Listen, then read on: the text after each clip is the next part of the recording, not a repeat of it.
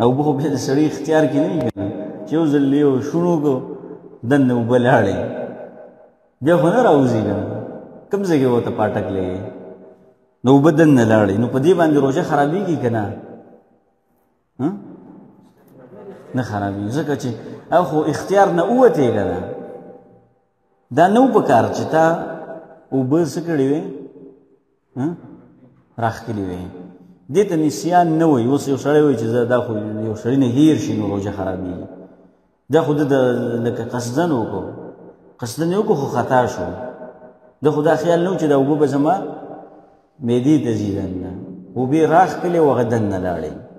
لکه یو سړی دی هغه په خوله کې اوبه واچوي او خطا کې تېرې شوې نه خو واپس نه راوځي نو دې ته خطا وایي په دې سره روژه نه خرابېږي ما تاسو ته ویسې نه چې په زوره ځان خطا کوي خوله کې اوبه واچوي اړی راړی اړی راړی یې چې کله به خطا کېږم نو بعضې خلک داسې کوي نو دا نه وي په کار د روژې دا مسایل داسې بعضې لکه عوامو ته داسې ناشنا ښکاري و د ځانه پکې لکه بعضې خلکو مسایل را ایستي دې سره دا به نه کې روژه خرابېږي دا به نه کې روژه خرابېږي